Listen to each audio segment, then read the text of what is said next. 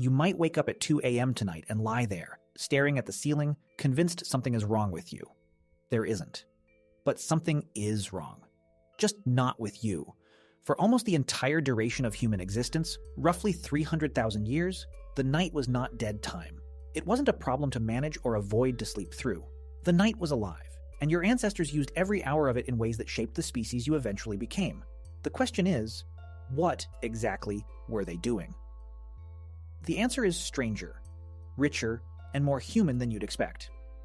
Start with the dark itself. Not the dark you know is the kind where you can still navigate to the bathroom, still read your phone if you give in. The actual dark. The kind that existed before streetlights, before candles, before fire. On a moonless night, 100,000 years ago, you could not see your own hand in front of your face. Not dimly, not vaguely, not at all. Your eyes, even fully adjusted, could not resolve the outline of your own fingers. This wasn't inconvenient. It was lethal. The predators that hunted your ancestors, large cats, hyenas, wolves, had eyes built precisely for this. They could see you clearly. You could not see them at all, so the night was the enemy. Until it wasn't. The earliest evidence of controlled fire appears roughly 1 million years ago at sites in South Africa and Kenya.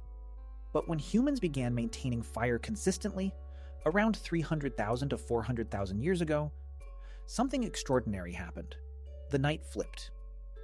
That circle of firelight, maybe 30 feet in diameter, became the safest place on an otherwise hostile landscape. Predators would not cross it. They would wait at the edge, but they would not enter.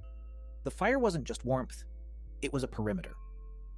The first piece of human technology that didn't just make the day more productive, it created a world that didn't exist before dark. And in that world, your ancestors had something no primate before them had ever possessed. Time. Not survival time, not foraging time. Just time. 2 to 4 extra usable hours per night, gifted by every fire they managed to keep alive. And over thousands of generations, those hours changed what humans were capable of becoming. They used them to talk. In 2014, anthropologist Polly Weisner published a landmark study in the Proceedings of the National Academy of Sciences. She had spent years recording thousands of hours of conversation among the Ju-Huansi Bushmen of the Kalahari Desert, one of the last groups on Earth still living in conditions that resemble the original human way of life. What she found was a striking divide. During the day, roughly 80% of conversation was practical. Logistics, food, movement, who had seen what and where. Daytime talk was essentially coordination, the verbal equivalent of a to-do list. But at night, around the fire, the entire character of conversation transformed. At night, more than 80% of talk was devoted to stories. Narratives about people in distant places. Accounts of hunts that had gone unexpectedly wrong and what that might mean. Myths explaining why the rains came late, why certain animals behaved the way they did, how the world had come to be arranged as it was. Weisner argued this wasn't a coincidence of circumstance. The firelit night created a specific psychological environment, dim enough to lower social defenses, warm enough to remain still for hours, calm enough to actually listen. And in that environment, humans began doing something no other animal does with any consistency. They talked about things that weren't there. People who were far away. Events that had already passed. Futures that hadn't arrived.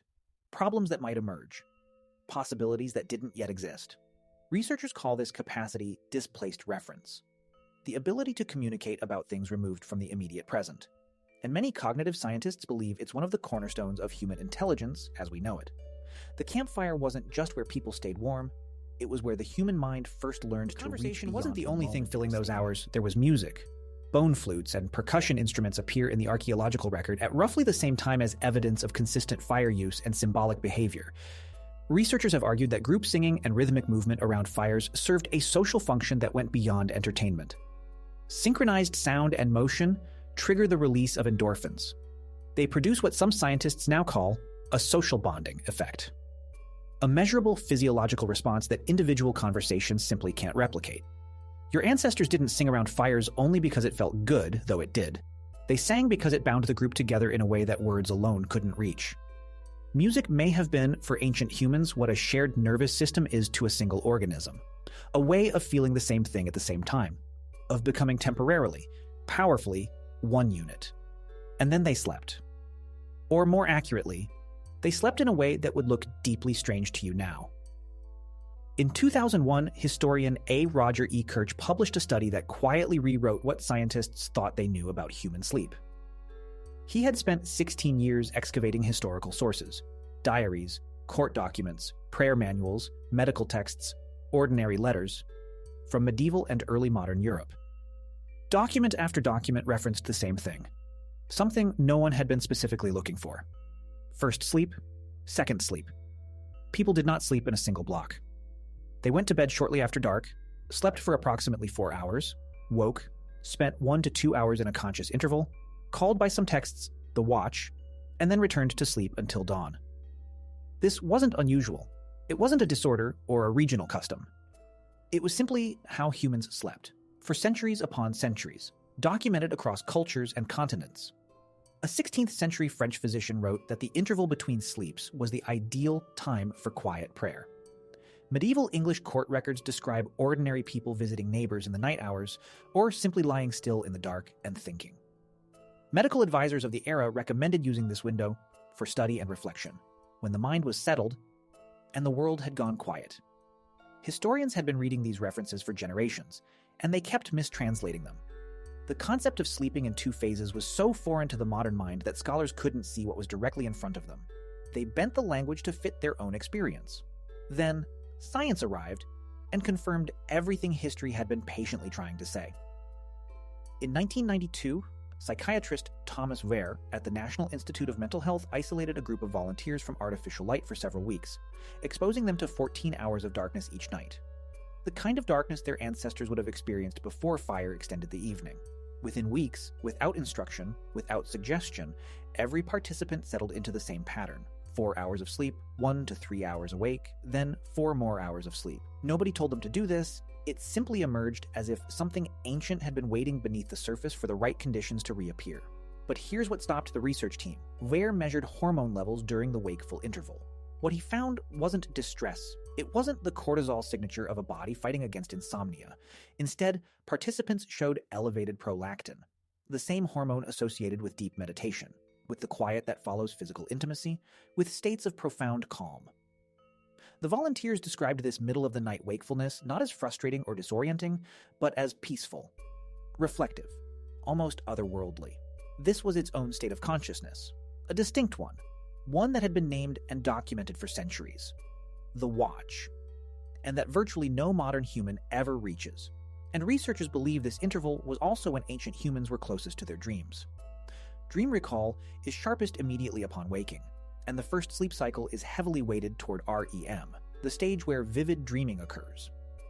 Waking naturally from that first cycle put your ancestors face to face with the full imagery their sleeping minds had just generated, while it was still present and sharp. Indigenous traditions across Australia, sub-Saharan Africa, and among various Native American peoples all include practices of sharing and interpreting dreams in the quiet before dawn. This may not be coincidence. These traditions may be the cultural fossil of something universal. The ancient human practice of waking in the dark, sitting with what the sleeping mind had offered, and finding meaning in it alongside dreaming wasn't a passive event you moved on from at morning. It was something you returned to, something you sat with, something you talked about before the world started again. We lost all of it. The sequence is well documented. Street lamps appeared in European cities in the 1600s. Gaslighting made the night navigable by the 1800s. In 1879, Edison commercialized the electric bulb. Within a generation, a 300,000-year-old pattern of human life was gone. And it's gotten worse since then. The blue light from modern screens, phones, tablets, televisions specifically suppresses melatonin production. Your brain cannot distinguish this wavelength from natural daylight. When light hits your retina at 11 p.m., your hormone system responds as if it's still afternoon. Melatonin is delayed. Sleep architecture is compressed and distorted. The circadian rhythm that took millions of years to develop is disrupted every night by objects we hold in our hands. Research has shown that 1 week of camping, no screens, no artificial light, is enough to shift the body's melatonin onset back into alignment with natural sunset. 1 week. The ancient program is still running. It just can't be heard over the noise. But it's not only the timing of sleep that changed. We erased an entire phase of experience that humans considered natural and meaningful for virtually all of recorded existence. The night, for your ancestors, was full. Stories, and songs, and fire. And 2 tides of sleep, with a window of quiet reflection between them, and dreams examined in the dark before dawn returned. What we have instead is a 3 a.m. phone scroll and the nagging feeling that we should be asleep. Here is what no sleep specialist's checklist will tell you. Waking in the middle of the night is not a modern malfunction. It is an ancient signal. Your body is doing what it was designed to do. The world around it simply stopped making room for that. For 300,000 years, your ancestors gathered in the dark, close to fire, and they talked, and they sang, and they slept in 2 tides, and they woke between them and lay quietly thinking about their lives. The night wasn't empty. It wasn't wasted. The night was where humans became human. We gave all of that up for the ability to scroll through a screen at midnight, and most of us never thought to ask what we left behind.